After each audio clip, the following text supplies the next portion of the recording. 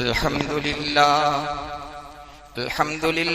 वहदहु वस्सलातु वस्सलामु अला मन ला नबिय्य बअदहु अम्मा बअदु फ़अऊज़ु बिल्लाहि मिनश शैतानिर रजीम बिस्मिल्लाहिर रहमानिर रहीम अल मालु वल बनून ज़ीनतुल हयातिद दुनिया सदक़ल्लाहुल अज़ीम वक़ाल अन्नबिय्यु सल्लल्लाहु तआला अलैहि वसल्लम फ़वल्लाहि लल फ़क़्र अख़शा अलैकुम वलाकिन अख़शा अलैकुम अन तुबसत अलैकुमुद दुनिया कमा बुसितत अला मन कान क़ब्लकुम फतनाफ़सूहा कमा तनाफ़सूहा वतुहलिककुम कमा अहलक्तहुम औ कमा क़ाल रसूलुल्लाहि सल्लल्लाहु अलैहि वसल्लम। दुरूद शरीफ पढ़ लें। अल्लाहुम्मा सल्लि अला मुहम्मद कुल्लमा ज़करहु ज़ाकिरून व सल्लि अला मुहम्मद कुल्लमा गफ़ल अन ज़िक्रिहिल गाफ़िलून। या रब्बि सल्लि व सल्लिम दाइमन अबदा अला हबीबिका खैरिल खल्क़ि कुल्लिहिम।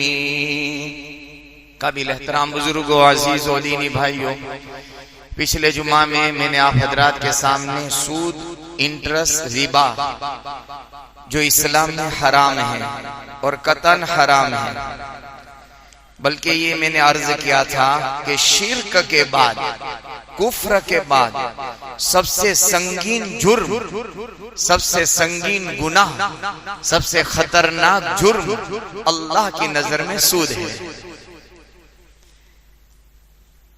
हम और आप जानते हैं कि आदमी सूद लेता है, सूद देता है, क्यों करता है? इसलिए करता है लेने वाले को भी माल की जरूरत, देने वाले को भी माल की जरूरत। लेने वाला सूद में इसलिए पड़ता है कि माल चाहिए, देने वाला इसलिए देता है कि सूद की वजह से मेरा माल ज्यादा हो जाए। कुर्बान जाएं हम और हमारे माँ बाप मुहम्मदुर रसूलुल्लाह सल्लल्लाहु अलैहि वसल्लम की ज़ात अक़दस पर। इस माल के बारे में आपने अपनी जिंदगी में, अपनी हयात में, जमाना बेहतर जमाना नबी का जमाना है। खुद आपने फरमाया खैरुल कुरूनी क़र्नी, सबसे बेहतर जमाना मेरा जमाना है। बेहतर जमाना था, आपकी जात मौजूद है, सहाबा की मुकद्दस जमात है। अगर यूं कहा जाए कि सहाबा के दिल में माल की मोहब्बत तो कभी नहीं आई, माल था सहाबा के पास और गिने चुने सहाबा के पास माल था, लेकिन माल की मोहब्बत सहाबा की जिंदगियों में नहीं आई। उसके बावजूद भी अल्लाह के नबी फरमाते हैं फवल्लाहि लल फ़क़्र अख़शा अलैकुम, फवल्लाहि लल फ़क़्र अख़शा अलैकुम। अल्लाह की कसम मेरे सहाबा तुम्हारे पास माल नहीं होगा, मुझे कोई डर नहीं है। वलाकिन अख़शा अलैकुम, लेकिन मुझे डर ये लगता है कि तुम्हारे पास माल आएगा तो मुझे डर लगता है, माल नहीं आएगा तो कोई डर नहीं है। वलाकिन अख़शा अलैकुम अन तुबसत अलैकुमुद दुनिया, दुनिया की रेल पेल, दुनिया का साजो सामान, दुनिया का सोना और चांदी तुम्हारे कदमों में आएगा, उस दिन से मैं डर रहा हूं। माल आने की वजह से डर रहा हूं, माल ना आने की वजह से मुझे डर नहीं है। तो मैं अर्ज ये कर रहा था कि सूद में, इंटरेस्ट में जो बुनियादी रोल है वो माल का है। अच्छा, मैंने एक वादा किया था कि अपने जमाने के अल्लाह वाले गुजरे हैं, सूद का मैं आपकी खिदमत में मुकम्मल एक मौजू पूरा कर लूं। वजह यह है कि आदमी सूद के अंदर ये समझता है माल बढ़ रहा है, हकीकत ये नहीं है। क्यों? इसलिए कि मोहम्मद सल्लल्लाहु अलैहि वसल्लम ने फरमाया कि सूद ये माल को कम करता है और सदका ये माल को बढ़ाता है। नजर आता है ज्यादा होना, ज्यादा आना, हकीकत ये है कि ये आहिस्ता आहिस्ता ये ऊधी की तरह, दीमक की तरह ये माल को खत्म करता है। खैर, हसन बसरी रहमतुल्लाह अलैह बहुत बड़े ताबई गुजरे। उनके जमाने में एक आदमी था हबीब आजमी, हबीब आजमी। इनकी जिंदगी का खुलासा और मकसद ही सूद था। करोड़पति अपने जमाने का, करोड़पति। लेकिन उनका हाल ये था हबीब आजमी का कि 2-4 दिन नहीं गुजरते थे कि उनको अपने घर में खाना पकाने के लिए कहीं से भीख मांगनी पड़ती थी। अपने घर चूल्हा जलाने के लिए किसी से मांगना पड़ता था, हालांकि अपने जमाने का करोड़पति थे। तो मांगना क्यों पड़ता था? वजह ये थी कि इसने अपने करोड़ों रुपये सूद पर लगा दिए थे। सारा पैसा सूद पर सबको दे रखा था। जब घर में फाका आता, चूल्हा जलने की नौबत ना आती, तो सूद वाले के पास जाकर यूं कहता कि मेरे सूद के जो पैसे तेरे जिम्मे हैं उसमें कुछ पैसे मुझे दे दे। मसलन 10,000 तेरे जिम्मे हैं, 1,000 अभी दे दे, 9,000 मेरे सूद के तेरे पास रहेंगे। मुद्दल तो अपनी जगह है, कैपिटल तो सूद में से 1,000 लेता था और अपने घर का चूल्हा जलाता था। अंदाजा लगाओ, आप देखना, सूद में जब आदमी पड़ता है ना तो ये बखील बनता है। अपने ऊपर भी खर्च करने की उसको तौफीक नहीं होती, अपने ऊपर भी खर्च करने में झिझक महसूस करता है। हमेशा ये समझता है कि माल निकलेगा तो मैं फकीर बन जाऊंगा। ये सूद का आलम है। तो उसने सूद पर पैसे दे रखे थे। एक घराने पर जब घर में फाका आया, बीवी ने कहा कि आज राशन पानी कुछ नहीं है बनाने का, लाकर दोगे तो घर में चूल्हा जलेगा। उसने कोई बात नहीं, मेरे तो बहुत सारे पैसे मैंने फैला रखे हैं इंटरेस्ट पर, किसी एक के यहाँ जाकर मेरे सूद में से थोड़ा लेकर अभी आपको दे देता हूँ। घर से निकला, ये घर से हबीब आजमी घर से निकले, एक मकान पर दस्तक दी। अंदर से एक खातून ने जवाब दिया, कहा कि फला आपके शौहर मौजूद हैं? तो कि वो तो काम के लिए गए हैं, मजदूरी पर गए हैं, अभी घर पे कोई मौजूद नहीं है।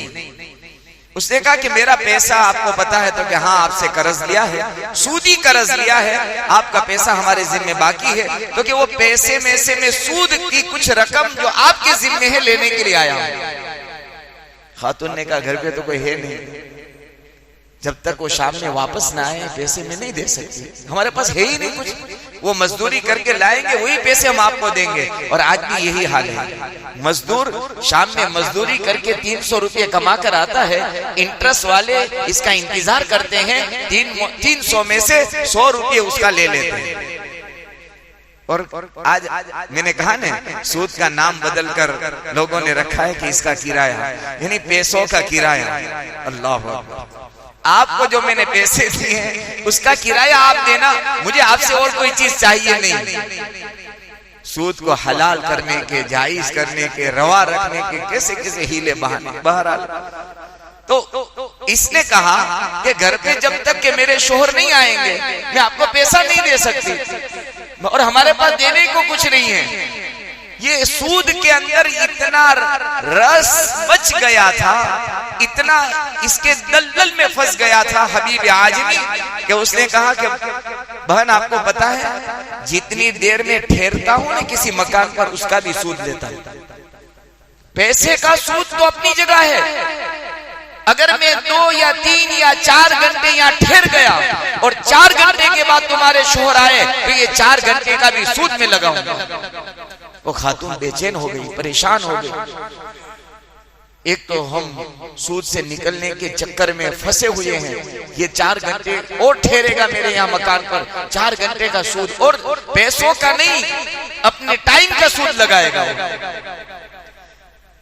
तो कहा कि भाई ये तो बहुत मुश्किल मामला है, तो क्या तुम्हारे घर में कुछ हो तो कुछ ना कुछ दे दो, इसलिए कि मेरे घर में भी चूल्हा नहीं जला है, तुम्हारे सूद के पैसे से मेरे घर में खाना बनेगा, जो तुम्हारे जिम्मे मेरा सूद बाकी है।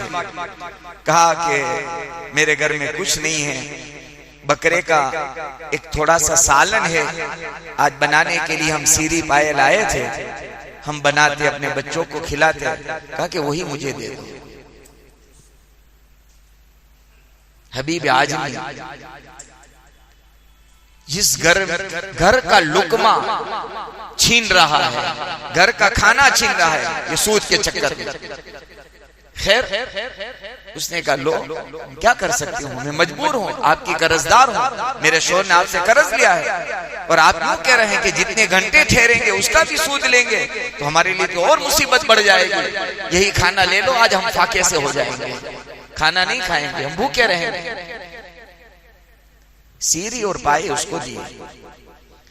एहलिया मोहतरमा ने पूछा हबीब आजमी के कुछ लाए? तो क्या हाँ, आज के बनाने का ये सालन लाया हूँ, अभी इसी से काम चला लो, और जरूरत की छोटी मोटी और जरूरत है, शाम में किसी और के मकान पर मैं चला जाऊंगा, वहां से लाऊंगा। ये साहिब मकान हाजिर नहीं थे, बस इसके सीरी पाए जो घर पे मौजूद थे वो लेकर आया हूँ। किताबों में लिखा है हसन बसरी रहमतुल्लाह अलैह के जमाने के ये हबीब आजमी, ताबई का दौर है। तो ये तो हम तो कयामत के करीब के जमाने में आ गए हैं, ताबईन के जमाने में ये हाल था सूद का। तो इसने चूल्हे पर तपेली रखी, सीरी और पाए बनाना उसने शुरू किया उसकी बीवी ने।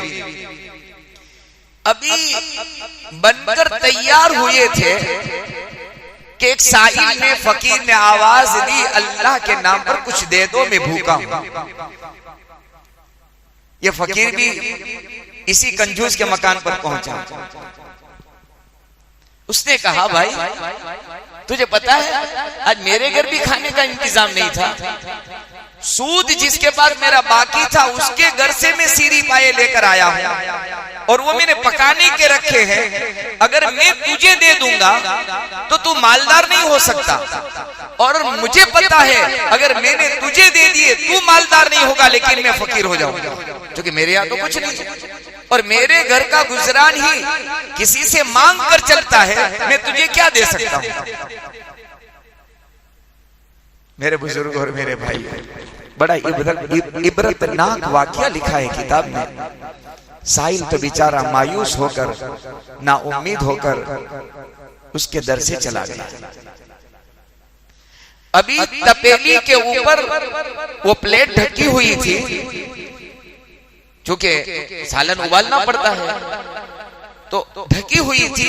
हबीब आजमी और उसकी बीवी समझ रहे हैं कि अंदर सीरी और पाए पक रहे हैं।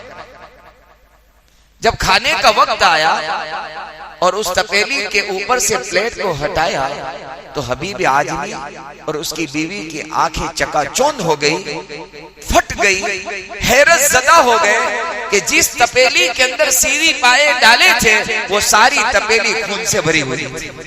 किससे भरी हुई थी?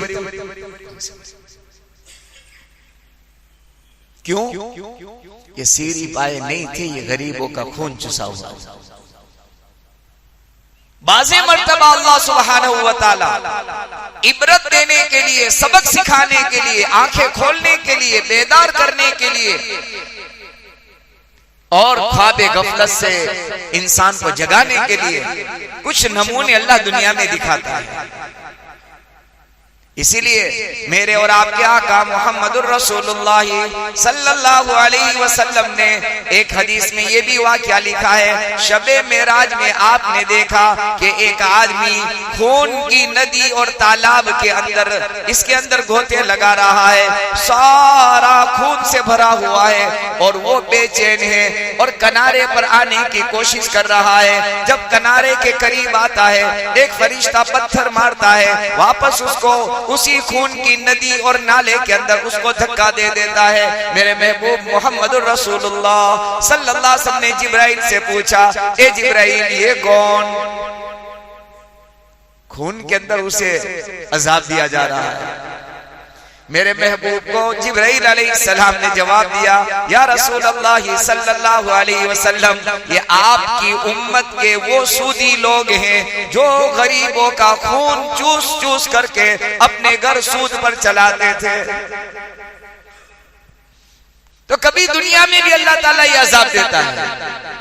हबीब आजमी ने उसी वक्त तौबा की, सारा सूद माफ किया, अपना मुद्दल लिया और तौबा करने के बाद अपने जमाने के अल्लाह के वली बन गए। तो ये मौका है हर एक के लिए, हम बचे 100% बचे। बहुत सारे अजीब अजीब स्कीमें दुनिया में आ रही है कि किसी न किसी तरह से एक ईमान वाला मुसलमान नबी का आशिक और गुलाम सूद में कैसे पड़ जाए, उसकी स्कीमें चल रही है। अभी दिवाली के मौके से आप देखो, धड़ाधड़ स्कीम है, धड़ाधड़ स्कीम है। स्कीम एक अलग चीज है, ये समझना, लेकिन अगर आप इसको फॉलो नहीं कर पाएंगे, ये मैं समझाना चाहता हूं। आपको टाइम लिमिट दी है उसने, 10 तारीख में पैसा पे करना है, आप और लिमिट हो गए तो आप सूद के अंदर चले गए, ये समझाना चाहता हूं। जहां आप लिमिट क्रॉस कर गए, आप पार कर गए, तो आपको एक्स्ट्रा जो देना है वो सूद है। हम ऐसे चक्कर में क्यों पड़े? है तो ले, नहीं है तो सब्र करें। 5000 का मिल रहा है, नहीं है 1000 से हम अपना काम चला। कैसे हो सकता है कि एक मुसलमान अल्लाह से जंग करे और जीत जाए? जहां इस वक्त मुसलमान, आप देखो, अल्लाह के दुश्मन यहूदियों ने पूरी दुनिया में, पूरे वर्ल्ड में जितनी 52 से ज्यादा इस्लामी जो रियासतें हैं, सल्तनतें हैं, हुकूमतें हैं, आप देखो इन्होंने इसके सूद में, इंटरेस्ट में ऐसा गिरफ्तार कर दिया है कि उफ बोलने की हिम्मत उसमें नहीं है, क्योंकि हम तो उसके कर्जदार हैं। अगर हम एक्शन लेंगे, मुसलमान पर कहीं जुल्म सितम हो, मुसलमान पर कहीं जुल्म ज्यादती हो, उसको बोलने की हिम्मत नहीं है, क्योंकि उसके कर्ज के, सूद के कर्ज तले दबे हुए हैं, कोई बोलने को तैयार नहीं। एक रीजन तो इसका ये भी है कि इतना सूदी पैसा उनको दे दिया है, लो और सूद देते रहो, कैपिटल तो बाकी रहेगा, सूद से हमारा सारा काम चलेगा। तो बहरहाल मैं अर्ज कर रहा था, इसमें जो बुनियादी चीज है वो माल। इसलिए अल्लाह के नबी मोहम्मद रसूलुल्लाह सल्लल्लाहु अलैहि वसल्लम ने कसम खाकर फरमाया, ए मेरे सहाबा, ए मेरे सहाबा, फवल्लाहि लल फक्र अख्शा अलैकुम, अल्लाह की कसम तुम्हारे पास माल नहीं होगा, दौलत नहीं होगी, रुपया पैसा न हो, सोना चांदी न हो, तुम एक वक्त खाओ, दूसरी वक्त फाके में रहो, ये मुझे पसंद है, उसमें मुझे कोई डर नहीं है, मुझे कोई अंदेशा नहीं है। हाँ, अलबत्ता डर अंदेशा इस बात का है कि तुम्हारे पास जब माल आएगा तो क्या करोगे? फवल्लाहि लल फक्र अख्शा अलैकुम वलाकिन अख्शा अलैकुम अन तुबसत अलैकुम दुनिया। जैसे दुनिया की रेल पेल अगली उम्मतों पर अल्लाह ने कर दी, तुम पर भी अल्लाह दुनिया की रेल पेल करेगा, दुनिया के खजाने खोलेगा, माल बहुत आएगा। फतनाफसूहा, तो तुम क्या करोगे? तुम ये करोगे कि घर के पर्दे बदल दो, घर के सोफे बदल दो, घर का रंग रोगान बदल दो, उसके घर का कलर ऐसा है, मेरे घर का कलर, उसके घर की डिजाइन ऐसी, मेरे घर की डिजाइन ऐसी। मेरे बुजुर्गों, मेरे भाइयों, हम मोहम्मदुर रसूलुल्लाह के मानने वाले हैं, उस आका के गुलाम हैं जिस आका ने दुनिया से जाते हुए हाल ये था। माँ आयशा फरमाती है, चिराग जलाने को मेरे घर में तेल नहीं था, चिराग जलाने को मेरे घर में तेल नहीं था, पड़ोस में से मैं कर्ज उधार तेल लेकर आई हूँ और मैंने मेरे घर में मोहम्मदुर रसूलुल्लाह का घर, इसमें चिराग जलाया। एक अंग्रेज मौर्रिख, इतिहास निगार, हिस्ट्री लिखने वाले ने एक अजीब बात लिखी है। उसने यूं कहा कि मैं आका की जिंदगी से उस वक्त मुतासिर हुआ, यानी उसकी जिंदगी का इफेक्ट मेरी जिंदगी पर उस वक्त पड़ा जब मैंने मोहम्मदुर रसूलुल्लाह सल्लल्लाहु अलैहि वसल्लम की जिंदगी के आखिरी दिन को मैंने पढ़ा, उसका मुताला किया कि आखिरी जिंदगी के दिन कैसे गुजरे। तो कहा कि घर में चिराग जलाने को तेल नहीं था। हाँ अलबत्ता, ये बात आपको नोट करने के लायक है, मेरे लिए भी है। हाँ अलबत्ता, मेरे महबूब के घर के अंदर अपनी हिफाजत का सारा सामान था, तीर थे, तलवार थे, बख्तर थे, ये सब कुछ था। अपनी हिफाजत और मुसलमानों की हिफाजत का सारा सामान था, लेकिन अपने घर में चलाने के लिए दिया नहीं था। पता ये चला मुसलमान का सरमाया क्या है। फक्र फाका ये हमारी मजबूरी नहीं है, फक्र फाका ये हमारी कमजोरी नहीं है, बल्कि मेरे महबूब ने तो ये दुआ की है कि अल्लाह एक वक्त तू खिला दे, तेरा शुक्र अदा करूं, दूसरे वक्त में भूखा रखे, इस पर सब्र कर। इसलिए मेरे बुजुर्गों और मेरे भाई, बहुत सारी स्कीमें और आएगी दुनिया में कि सूद के अंदर किसी न किसी, अल्लाह के नबी का ये फरमान है और ये होने वाला है, सूद नहीं खाओगे तो सूद का धुआं तो लगेगा। और उसकी तशरीह उलमा ने की है जो मैंने आपके सामने बयान कर दी। मेहनत, पसीना, वक्त, एनर्जी सब इस्तेमाल करने वाले हमारे सरकारी मुलाजिम जो हैं, टाइम टू टाइम आते हैं, सब कुछ करते हैं, लेकिन पैसा कहां से आता है? तो बैंक के थ्रू आता है। अब इसके अलावा कोई ऑप्शन नहीं है, तो अब हवा लगकर आता है। इसमें आप मुजरिम नहीं है, आप गुनहगार नहीं है, लेकिन अल्लाह के नबी का बोल साबित हो रहा है, हवा लगकर आएगा। क्या लगकर आएगा? अब तो ये तो मैं सरकारी मुलाजमत की बात करता हूँ, प्राइवेट सेक्शन के अंदर भी रूल्स आ गए हैं। मास्टर साहब आ गए हैं ना कि अब क्या करना पड़ेगा कि आपको अपनी संस्था से जो सैलरी देनी है, तनख्वाह पगार देना है, आप कैश में नहीं दे सकते, आपको उसके अकाउंट में ट्रांसफर कराना पड़ेगा। रूल्स आ गया। कोई भी संस्था आप खोलते हैं तो कैश पेमेंट की अब इजाजत नहीं है, अब आपको चेक से देना पड़ेगा या उसके अकाउंट में ट्रांसफर। पता ये चला मुसलमान का हलाल पाकीज़ा तय्यब पैसा, जिसमें दूर दूर तक के कोई हवा नहीं लगी है सूद की, उसके बावजूद भी इसका हलाल पैसा बैंक में जमा कराना पड़ेगा और उसमें हवा सूद की लग जाएगी। ये है हम और आप क्या कहते हैं, कितनी आसानी कर दी, चेक दे दो बात खत्म है, और गूगल पे कर दो बात खत्म। सब बात तो खत्म है, लेकिन ये सब अल्लाह सुब्हानहू व तआला का निजाम है कि मोहम्मद सल्लल्लाहु अलैहि वसल्लम का कौल अल्लाह को सच्चा साबित करना है कि हवा लगेगी। तहदीस बिन नेमत के तौर पर कह रहा हूँ, बड़ाई की बात नहीं है। मुझे याद है जब बैंक में अकाउंट खुलते थे ना, अकाउंट तो रोज की जरूरत हो गई। एक जमाने तक मुझे याद है हमारे मौलाना इब्राहिम साहब पासलियानी एक जमाने तक अपना अकाउंट बैंक में खुलवाया नहीं था। मैं बार बार कहता था, मौलाना अब तो अकाउंट की तो बहुत जरूरत है, इसके बगैर तो काम चलता ही नहीं।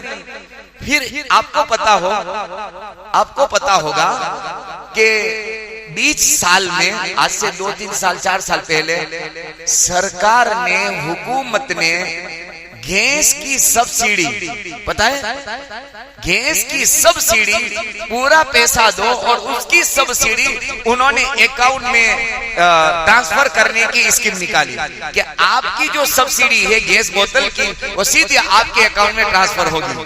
अब मौलाना तो परेशान हो गए कि सब्सिडी अब मेरा अकाउंट तो है नहीं। तब भी मौलाना ने अकाउंट खुलवाया नहीं। फिर इस तरह की सरकार की स्कीमें आने लगी कि अब अकाउंट के बगैर, बैंक खाते के बगैर तुम्हारा काम किसी न किसी जगह रुक सकता है। बहुत मजबूरी में उस वक्त मौलाना ने मुझे जुमला कहा था, मौलाना अल्लाह के नबी मोहम्मदुर रसूलुल्लाह सल्लल्लाहु अलैहि वसल्लम का बोला सच्चा साबित हो रहा है। सारी कोशिशें मैंने कर ली कि बैंक में अकाउंट न हो, कोई खाता न हो, लेकिन आज अल्लाह के नबी की बात मैं अपनी आंखों से देख रहा हूँ। हम इंसान का, मुसलमान का, हमारा मेहनत पसीने का हलाल पैसा अब हमें मजबूरन अकाउंट में लगाना पड़ता है। तो अर्ज में करना चाह रहा हूं मेरे बुजुर्गों, कुर्बे कयामत है, जमाना कयामत से करीब का है, ऐसी चीजें आती रहेगी। मेरी और आपकी जिम्मेदारी ये है कि ऐसी स्कीमों से बचने की कोशिश करें।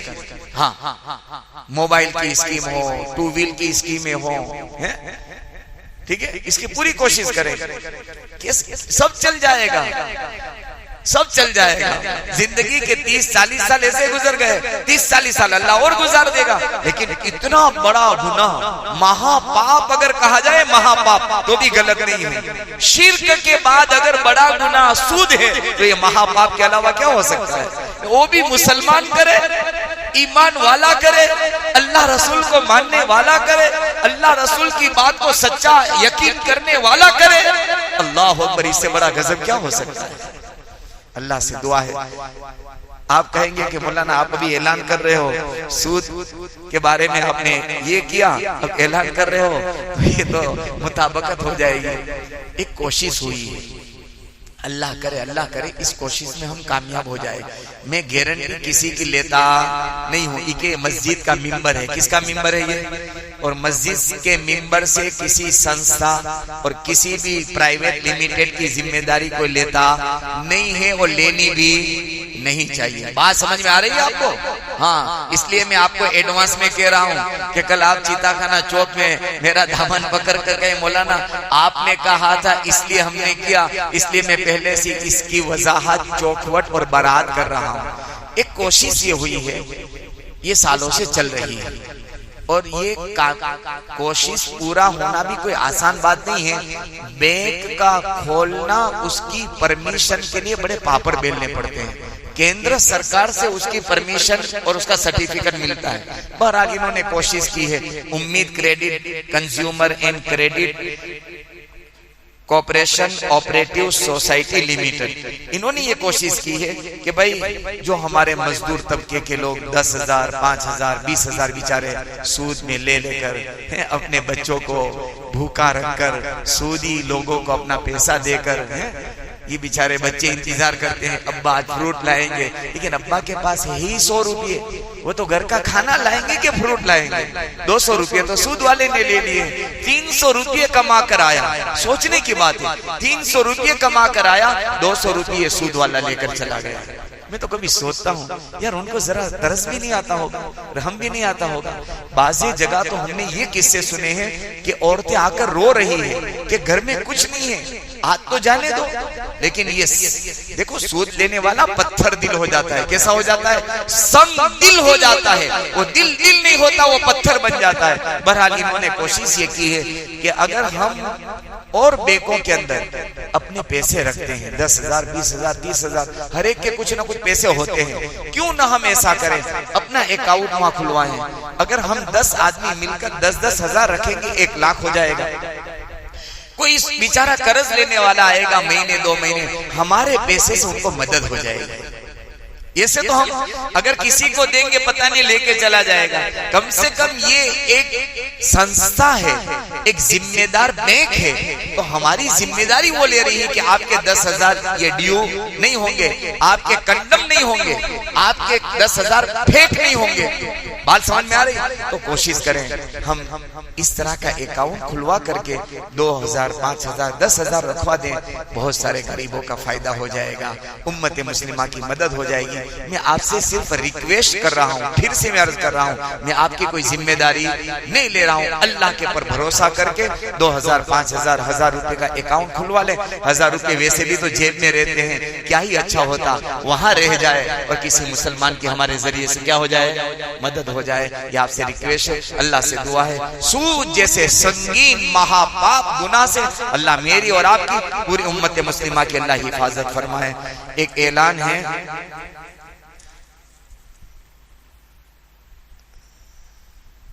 कोई आया भाई, ये इस तरह आप पर्ची भेजने से पहले जिस गांव से